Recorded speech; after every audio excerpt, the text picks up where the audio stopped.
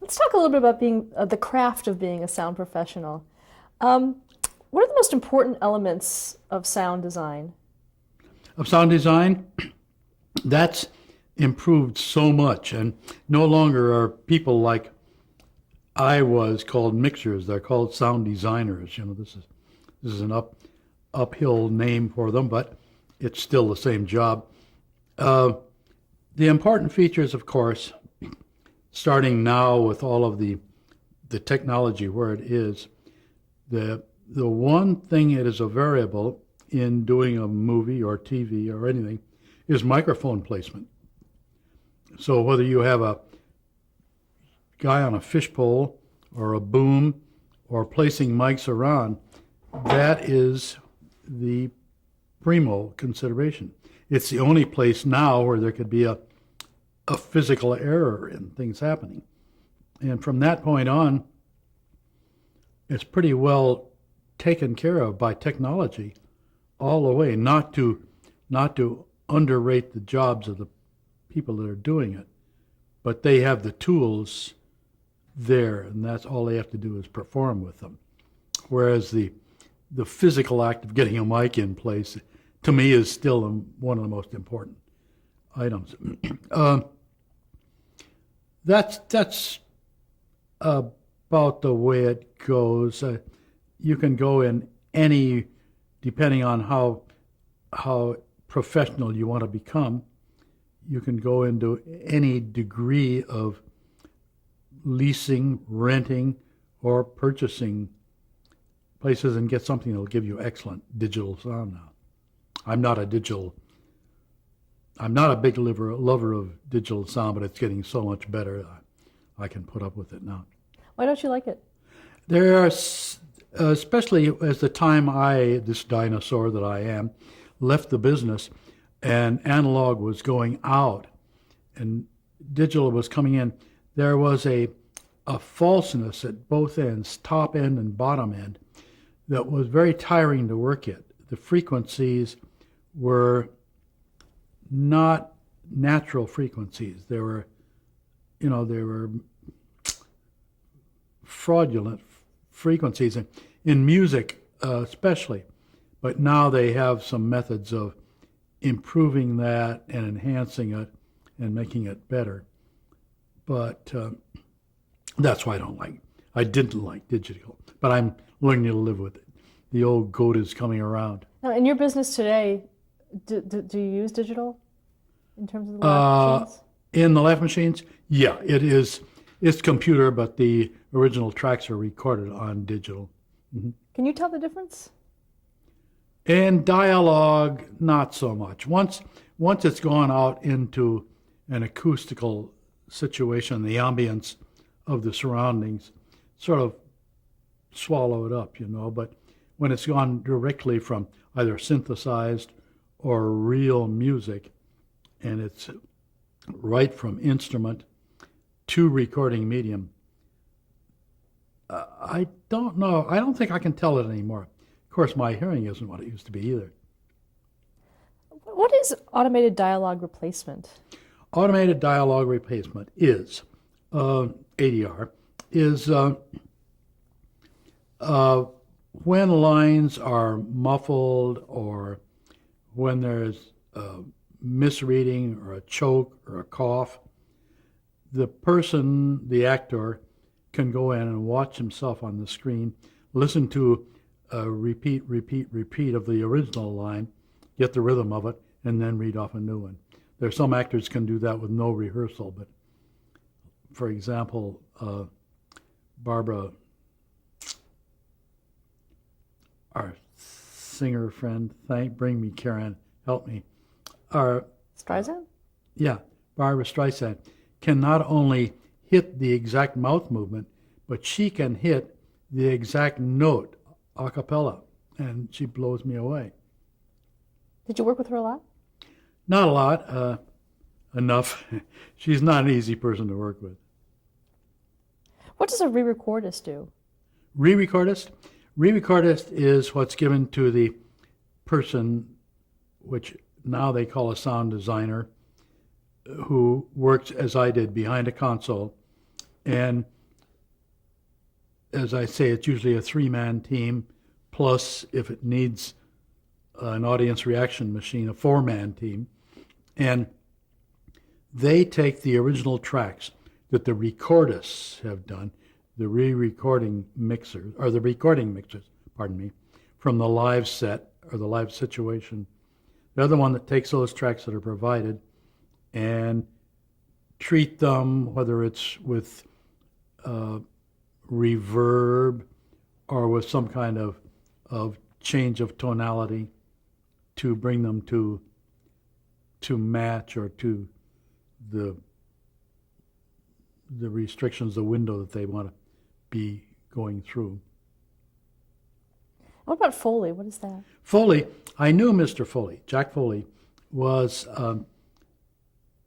it's been a long time. He was at Universal Studios, and he devised a way of having shown on screen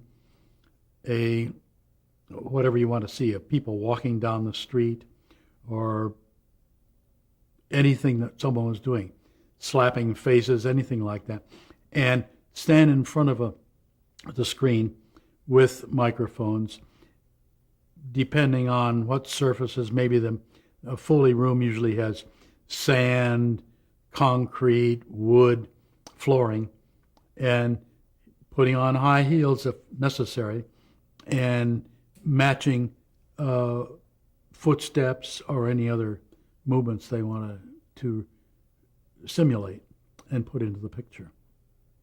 Any memories of Mr. Foley?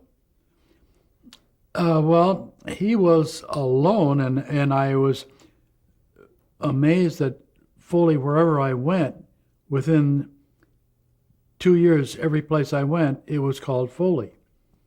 And he himself was a grouchy old guy, but he did a good job, and apparently had a good feeling of rhythm, picking up rhythm fast on walking or dancing or running or whatever it took.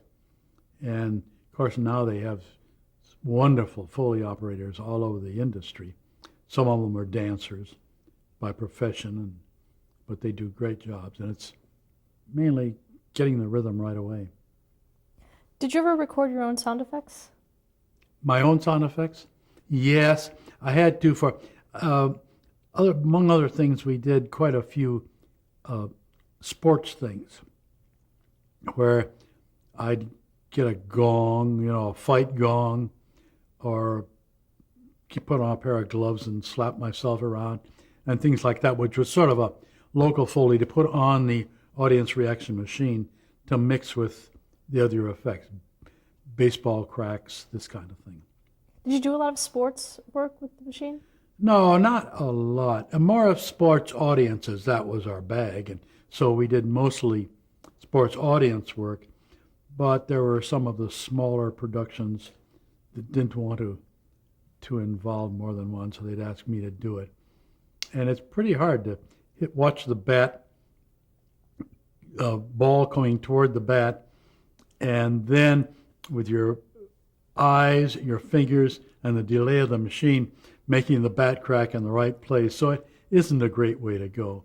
Is it hard to record sports audiences because there's so much personal statements and things that are made? No. Generally, I mean, we'd use a generalized audience. Of course, we wouldn't take any specific game of us, whether it was baseball, football, track, whatever. We would just take the best we could find in that and use it to enhance in most cases, or to cover, again, editorial holes. In your early television career, did you have to make any kind of adjustments for the television set speaker in someone's home? How were those? Unfortunately, that wasn't our purview. I'd like to have. And when I was mixing for television, there was a ironclad rule of what they call limiting or compressing. And some of the engineers, one I think of in particular, who said you can only put so much level loudness on a television transmission, and you can only put so low a sound to have it heard, so that by the time we finished with what we thought was an acceptable product, it would go to the television station and be squashed so badly that the producer would come back and say, "What about the gunshots you put in?" And they sounded like cap guns going off because all the big shots were down to zip, and cannon shots, anything, were all in this fine range that was reserved for dialogue. And then you probably have heard, and I have to point of distraction, worked on a lot of applause shows, that when you hear them on air, you hear a pumping of the applause. That's caused by that overcompression. So that is done at the TV station, at the TV network, if you will. Did you have to modify your equipment once television went to stereo sound? Our equipment as laugh machine? Yes, there I go, using laugh machine myself.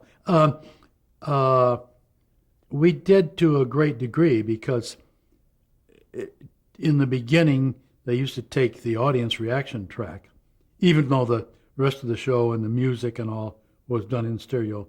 They just do what they call split our track, stagger one a little bit so they wouldn't synchronize and blot each other out.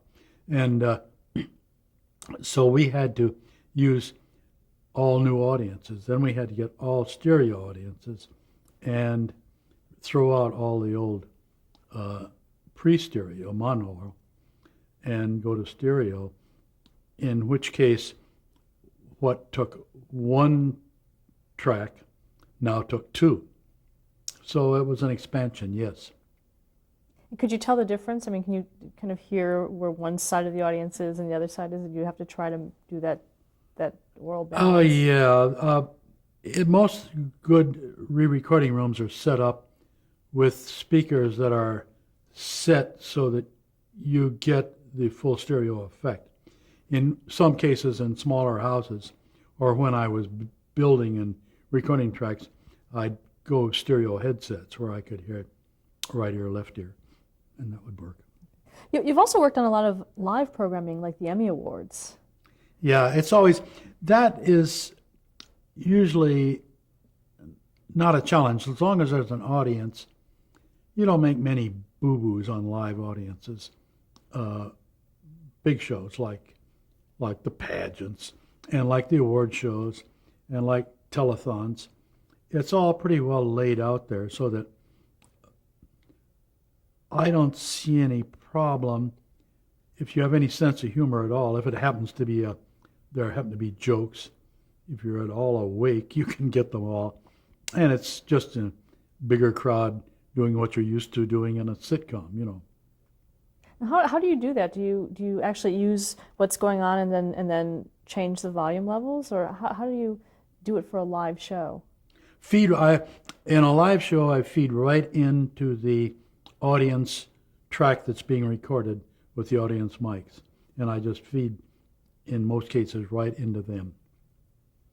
So what you hear out in the bleachers or in the stands or whatever may not be quite what you hear on air, especially when a joke falls flat.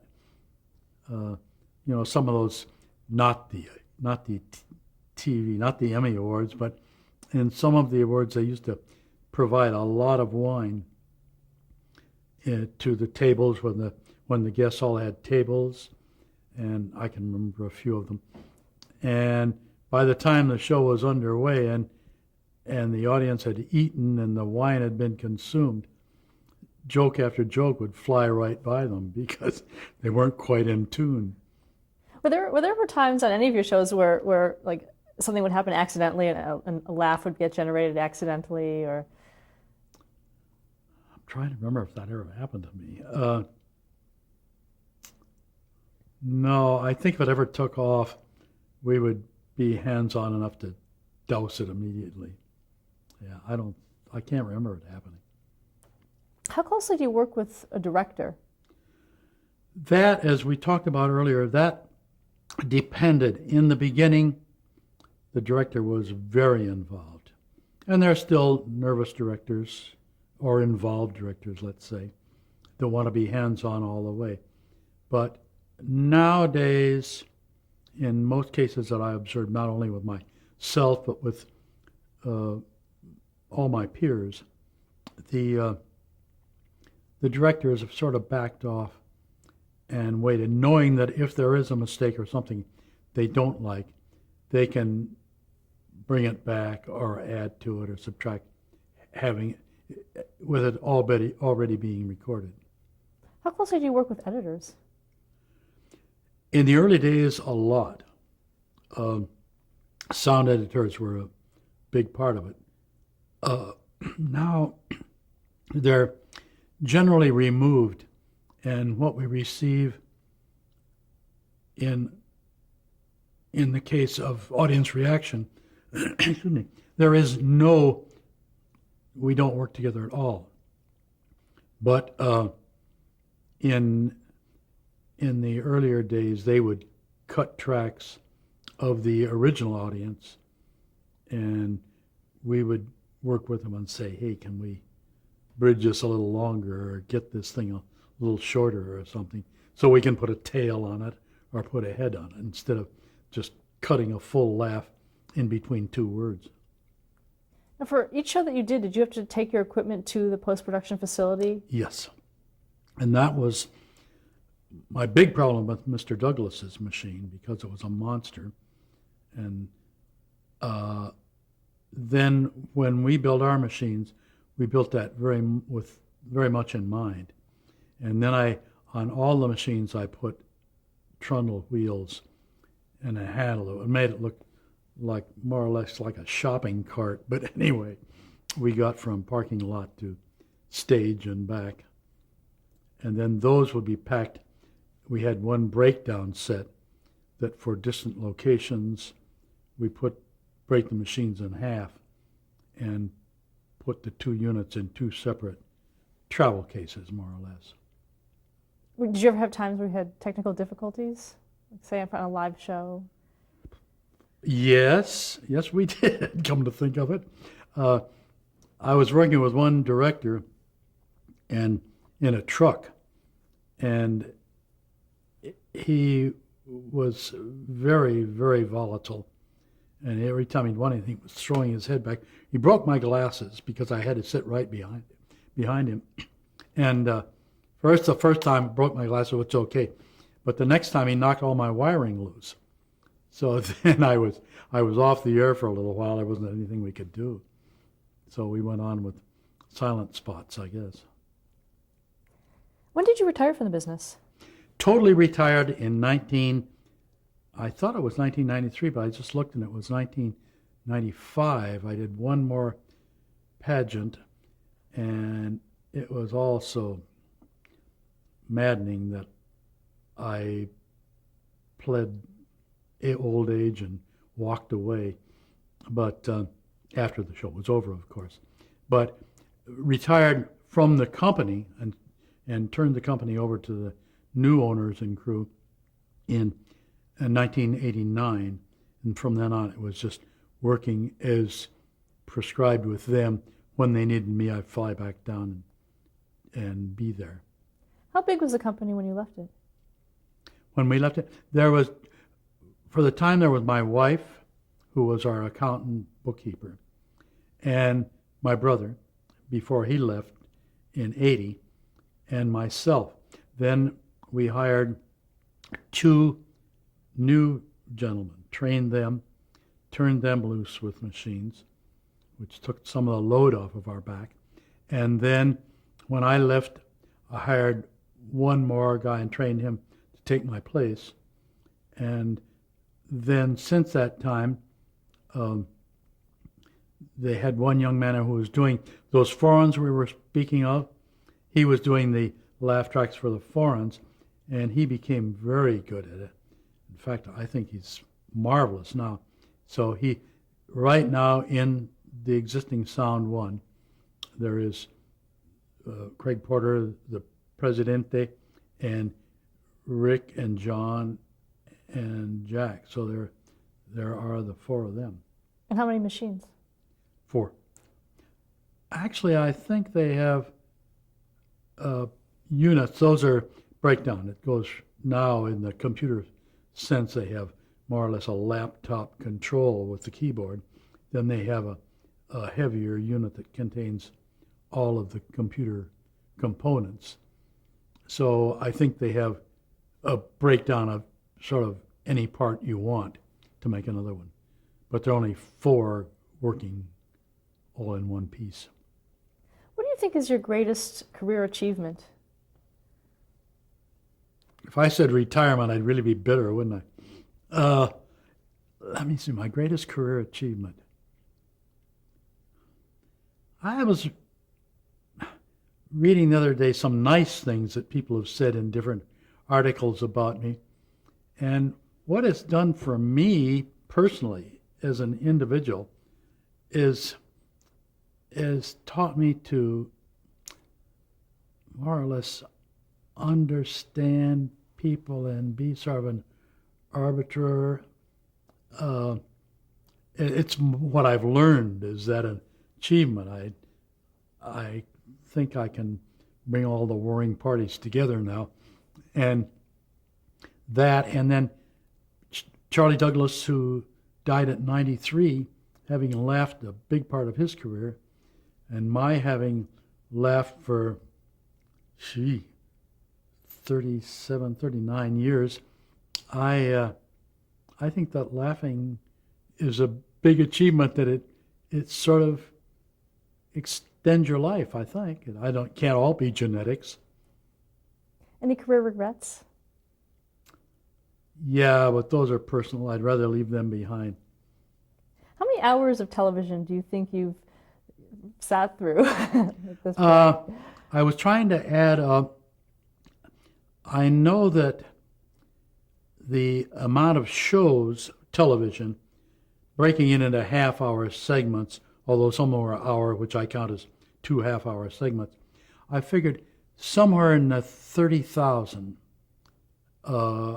total half hours. At the same time, in work hours, that's astronomical, because working 80 to 100-hour weeks sometimes, and in a few of the slow years breaking it down, I was unable to come up with my own work time. What advice would you give to an aspiring audience reaction professional? Don't ever think you know it all. And don't think. We have some problems with others that once they have achieved the level of a professional, think that they know humor and don't need to be told about it. That is, the advice I'd say is, be as diplomatic as you can, be as gentle as you can, and know that you have a lot to learn. How do you think the laughs have changed over the decades, say from 1950 to 60 to 70? Can you almost characterize a decade by a laugh, a style? More or less. Let me preface that by saying one of my reasons for thinking years ago it was time to retire was I heard it whispered when I was in my late 60s, and most of the writers were young grads coming up and quite sure that they knew humor and what the public wanted. I heard the whispers that, isn't he too old to understand today's humor? Without any bitterness, I think a joke is a joke. And I noticed that the public, as we said, is more sophisticated now. They seem to be there. They don't seem to be hand-fed as much as they did in the early days. So the light approach as far as trying to drive home a joke with audience reaction, if we're referring to laughter, is not as big a necessity now. So I think that it's okay to back off a little bit and especially on a live audience show, go with the show and let them tell you. If I told you the years, the decades, would you be able to sort of characterize them for us and how you did it? Within, if you'll give me 5-year spans, I think I could do it. But year to year. Oh no, not year to year. It'd be. I was thinking 10-year spans. Oh yeah, 50s. easily. If I said easily. the 50s, what would you say? Yeah, easily. There's no doubt about it. Of course, the thing that goes hand in hand with that is the quality of the audio in general too. So it's hard to separate in your own mind which is the audience and which is the audio. So if I gave you the 1950s. 1950s. Yeah. 1950s, unfortunately, you had to hit them between the eyes a bit. But maybe that's what caused all of the anti-laugh track reaction. But it was pretty hard because we hadn't, as far as I know, except for cartoons and Nickelodeon, a few things like that, we hadn't gone for certain age levels or even certain income levels. And so it was a little bit, you just couldn't go for too much sophistication. The 60s. 60s, it began getting better, and so did the comedy, as far as adapting to television shows. I think I could pick out 60s to quite a degree, but now we're getting up into an audience, and I hadn't thought about it till you brought it up, as we get from the late 60s on through the 90s, it's more and more difficult to pick out. Again, getting back to sort of off-color laughter that we sometimes put up with now. It's only present day that we have those kind of things. I mean, I'm talking, if you don't mind, words like the Osbournes. We couldn't have gotten away with that in the 50s or 60s, Let's try the 70s. 70s. What changed in the 70s? It seems to me that in the 70s, political humor became a greater part of the humor scene in general, and seemed to be more accepted and more laughed at. Although you could tell sometimes there was a partisan attitude, and sometimes there was booing instead of laughter. But yes, that was probably when politics played a bigger part, if I can generalize. Was booing edited out a lot of the time? No, I mean, if you're feeding to a two-party system, you more or less have to do it. Or if you're going from a feminist to a non-feminist audience, you just have to put up with what's the reaction is, and it's fun. Stop there to change the tape.